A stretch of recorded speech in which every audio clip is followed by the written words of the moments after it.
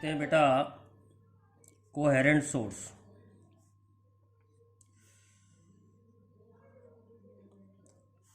Sources which have constant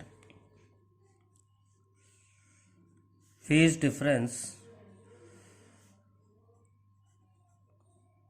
with time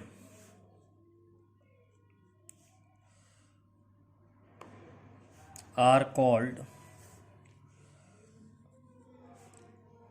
coherent source।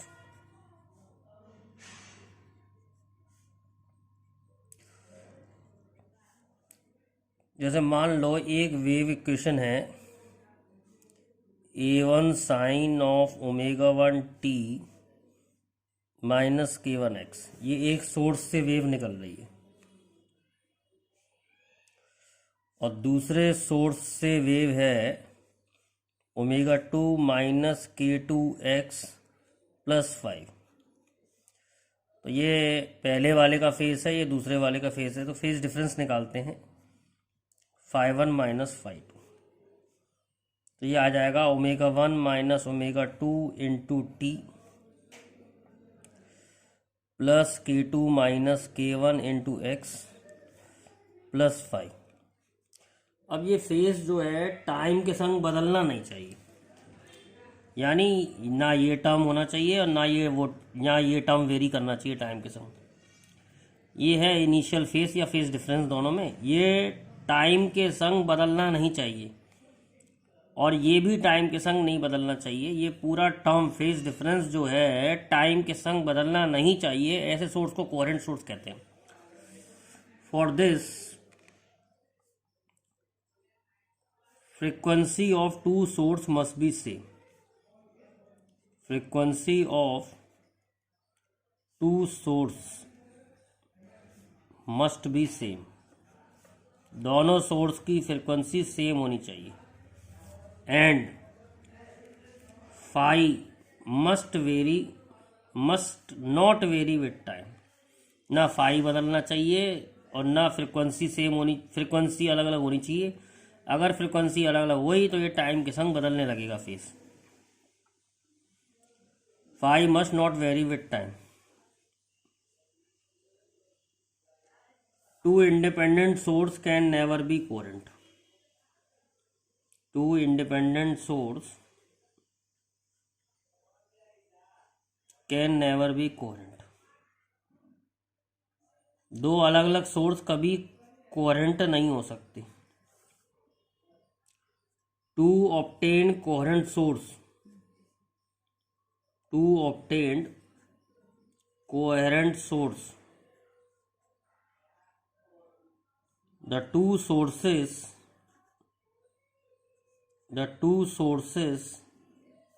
are obtained from single source। एक ही source से दो source बनाने पड़ेंगे तब सोर्स जो है कोहेरेंट होंगे, तब फ्रीक्वेंसी भी सेम हो जाएगी। एक ही सोर्स से निकालेंगे वेव्स तो इसके दो मेथड होते हैं। वैसे सिलेबस में नहीं है लेकिन बता देता हूँ। पहला मेथड है Fresnel by prism method. Fresnel by prism method,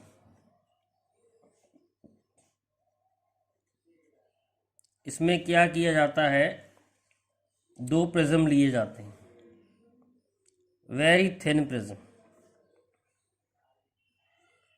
और यहाँ सोर्स को रखा जाता है, सिंगल सोर्स को।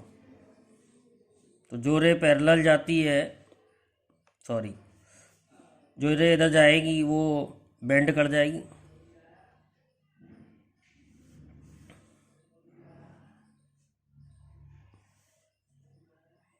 तो हमें इसकी इमेज यहाँ बनेगी S1। ऐसे ही इस वाले प्रिज्म से होगा।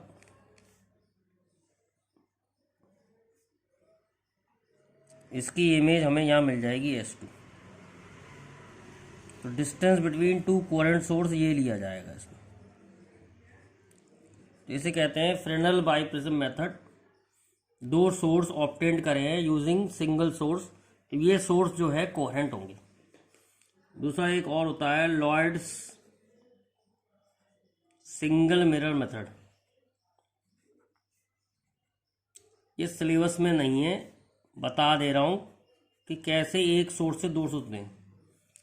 जैसे एक सोर्स ये है और ये हमने एक मिरर लगा लिया,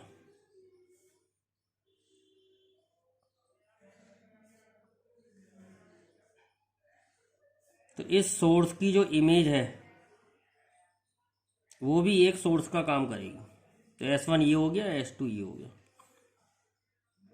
ये डिस्टेंस बिटवीन द सोर्स ये लिया जाएगा, टू सोर्स। अच्छा, इसमें एक और बात है, S1 and S2 have phase difference of पाई।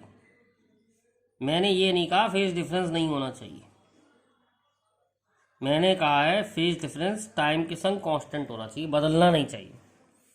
तो S1 S2 में जो फेज डिफरेंस होता है वो पाई का होता है। तो ये दो मेथड है जिससे हम एक सोर्स से दो सोर्स ऑब्टेन कर सकते हैं। ये दोनों सोर्स कोहेरेंट होंगे क्योंकि एक सोर्स ही बन रहा है। अब आता है condition for interference. Condition required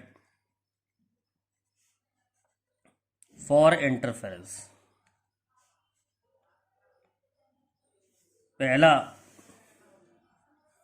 the two sources must be coherent। दो सोर्स कोहेरेंट होने चाहिए। दूसरी कंडीशन, वैसे कोहेरेंट कहने का मतलब दूसरी कंडीशन अपने आप कवर हो जाती है, लेकिन फिर भी लिख दे रहा हूँ, frequency of to sources should be same. दोनों सोर्स की फ्रीक्वेंसी जो है सेम होनी चाहिए। तीसरा, light must be monochromatic. Light must be monochromatic. एक कलर की लाइट यूज होती है इंटरफेरेंस में, तो इंटरफेरेंस अगर देखना है तो एक कलर की लाइट देनी पड़ेगी।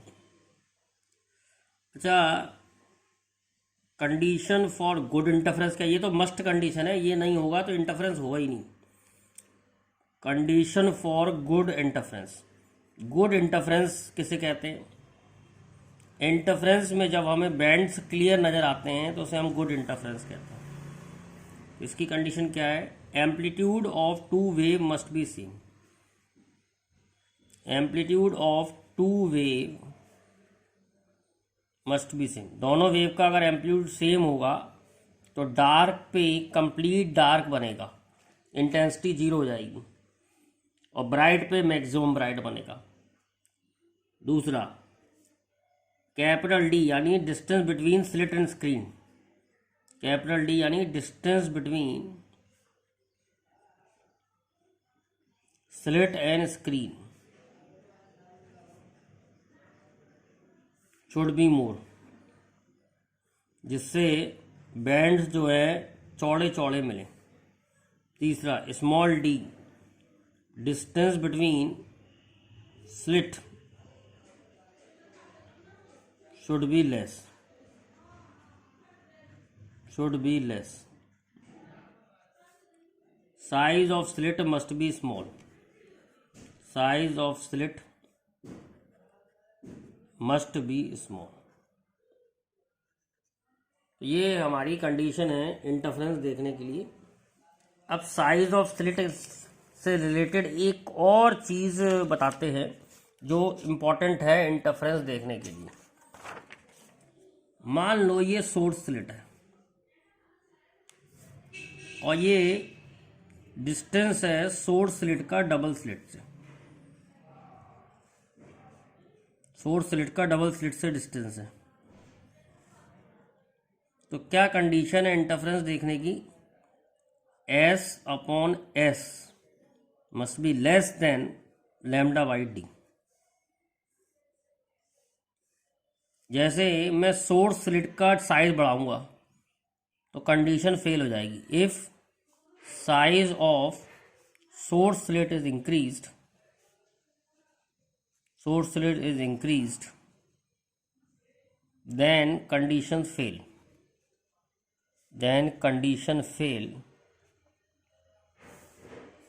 And no interference is seen.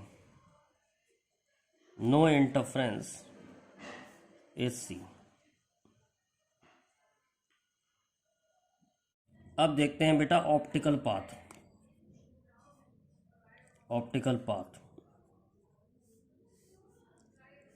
If a wave travel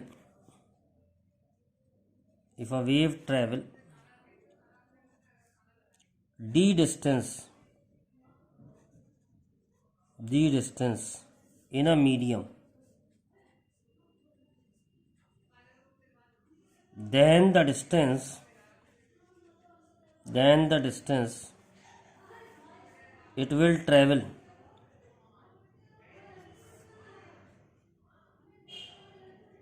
in same time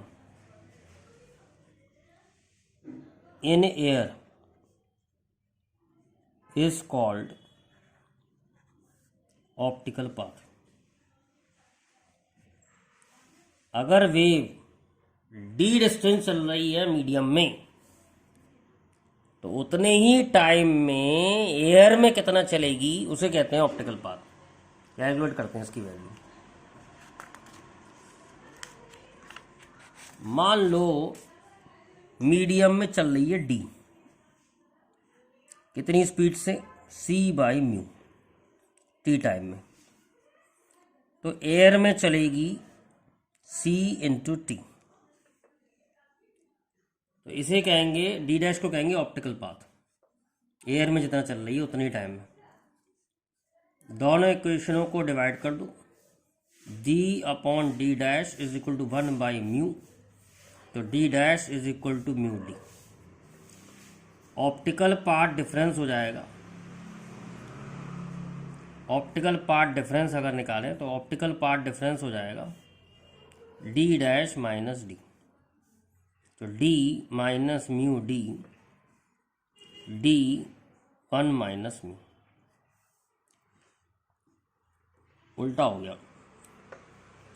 d dash minus D करना था, तो d डैश हो गया mu D minus D. Solve करेंगे तो ये आ जाएगा म्यू माइनस 1 इंटू डी। तो ऑप्टिकल पाथ डिफरेंस जो होता है वो होता है म्यू माइनस 1 इंटू डी। इसके कंसेप्ट से अब शिफ्टिंग ऑफ फ्रिंजेस समझते हैं। शिफ्टिंग ऑफ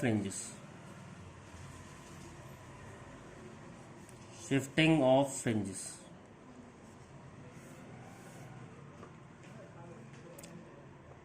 जैसे ये यंग डबल स्लिट एक्सपेरिमेंट हो रहा है और आपने टी थिकनेस की कोई गिलास स्लैब या प्लास्टिक की शीट लगा दी, टी थिकनेस की प्लास्टिक की शीट लगा दी, तो इससे क्या होगा, फ्रिंज पैटर्न ऊपर खिसक जाएगा। अगर ऊपर वाली स्लिट के आगे लगाएंगे तो ऊपर खिसक जाएगा, अगर नीचे वाली स्लिट के आगे लगाएंगे तो नीचे खिसक जाएगा। अगर दोनों पे लगा दिया तो देखना पड़ेगा किसमें ज़्यादा खिसक रहा है, उधर की तरफ खिसक जाएगा। तो कितना शिफ्ट होता है ये कैसे निकालेंगे? तो एक्चुअली में अब ऑप्टिकल पाथ डिफरेंस चेंज हो गया। जब नहीं लगाई थी तो S2P माइनस S1P था, लेकिन अब होगा S2P minus S1P plus mu minus 1 into T. इतना एक्स्ट्रा चलेगी एयर में, तो ये ऑप्टिकल पाथ डिफरेंस है। तो delta X is equal to S2P minus S1P minus mu minus 1 into T. तो delta X is equal to S2P minus S1P हमने young double slit experiment में निकाला था, dx/d minus mu minus 1 into T. और for maxima delta X को रख देंगे n lambda, dx/d minus mu minus 1 into T. N lambda plus mu minus 1 into T is equal to D X by D. तो यहाँ से x की position आ रही है D N lambda by D plus D upon D mu minus 1 into T. तो पहले maxima बन रहा था D N lambda by D पे, अब इतना आगे खिसक गया, जितना आगे खिसक गया ये शिफ्ट है। तो शिफ्ट का फार्मूला आ गया D upon D mu minus 1 into T. इतना पैटर्न खिसक जाएगा आगे। एक सवाल भी करा देंगे इस पर, इतना पैटर्न आगे खिसक जाएगा D upon D mu minus 1 into T. अगर पूछे कितने फ्रिंज खिसक गए, नंबर ऑफ फ्रिंज शिफ्टेड अगर पूछे, तो हम क्या करेंगे, शिफ्ट को फ्रिंज विड्थ से डिवाइड कर देंगे, एक फ्रिंज की विड्थ से डिवाइड कर देंगे। तो ये तो था D upon D mu minus 1 into T divide by D lambda by D. एक फ्रिंज की विड्थ से डिवाइड कर दिया, तो सॉल्व करके आ रहा है mu minus 1 into T upon lambda. तो अगर नंबर ऑफ फ्रिंज शिफ्टेड पूछे तो इस फार्मूले से निकल आएगा। एक क्वेश्चन देख लेते हैं। A central fringe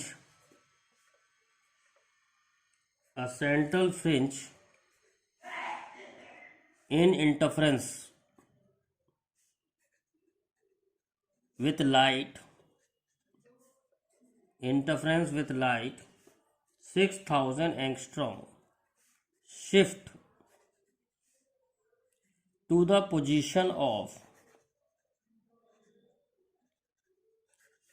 fifth bright fringe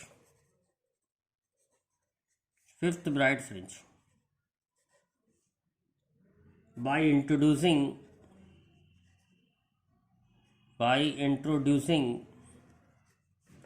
thin film of mu 1.5. Calculate thickness of film।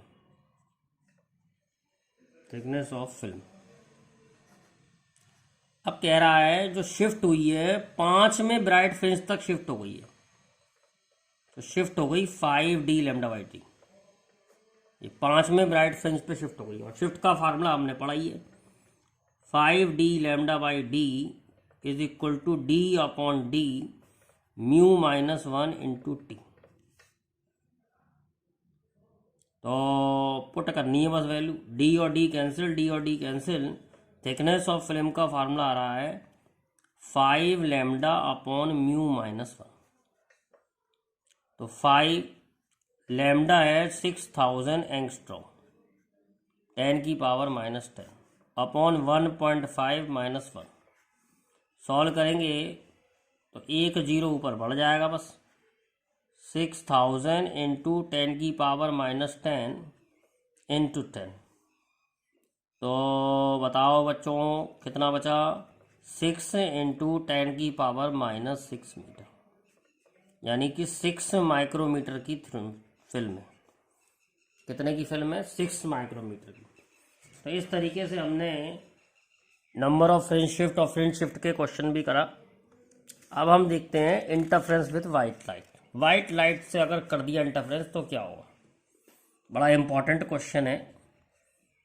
Interference with white light, अगर वाइट लाइट ले ली तो इंटरफेरेंस कैसा होगा। तो वाइट लाइट हमें मालूम है 7 कलर से बनी होती है। ये 2 स्लिट है, तो इधर से जो वेव आएगी दोनों स्लिट से सेंटर ऑफ स्क्रीन पर सारे कलर एक के ऊपर एक ओवरलैप करेंगे, और सारे कलर एक के ऊपर एक ओवरलैप करने से सेंटर जो है वो वाइट बनेगा, सेंट्रल मैक्सिमा वाइट बनेगा। अच्छा, जो पोजीशन होती है मैक्सिमा की वो है D N lambda by D. जिसका लेमडा कम होगा उसका मैक्सिमा पहले बनेगा, यानी वायलेट का मैक्सिमा पहले आएगा फिर रेड का बाद में आएगा। ऐसे ही इस तरफ भी होगा, वायलेट का पहले आएगा रेड का बाद में होगा। फिर थोड़ा आगे चल के ऐसी भी कंडीशन मिलेंगी जब वायलेट और रेड ओवरलैप कर रहे होंगे या और कलर्स भी ओवरलैप कर रहे होंगे।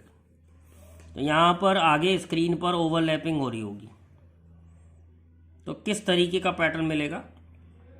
Central maxima will be white, both side colored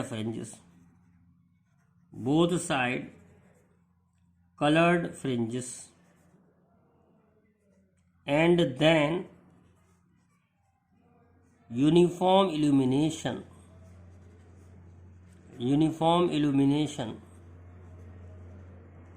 due to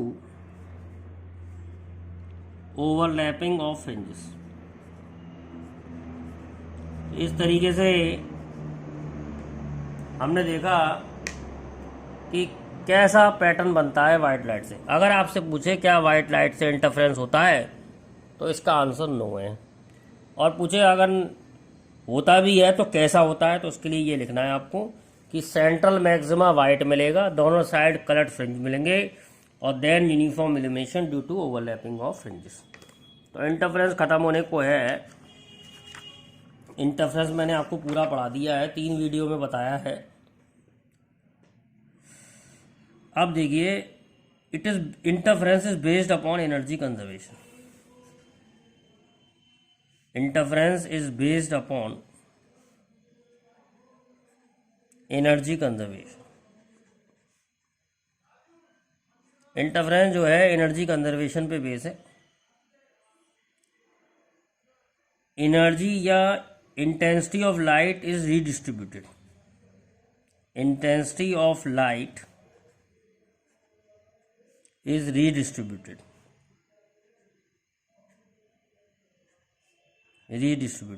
eight maxima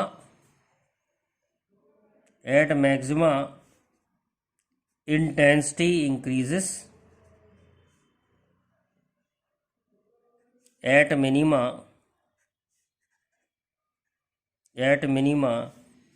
intensity decreases,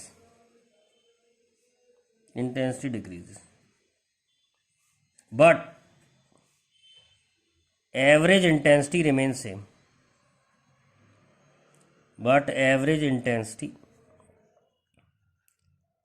same, क्या मतलब है इस बात का? हमने देखा है मैक्सिमा पे इंटेंसिटी इतनी हो जाती है, I1 + I2 + 2 √I1 √I2, 5 को 0 ले लिया, और मिनिमा पे इतनी इंटेंसिटी हो जाती है I1 + I2 - 2 √I1 √I2। हम I एवरेज निकालें, एवरेज कितना आया? I maximum + I minimum upon 2।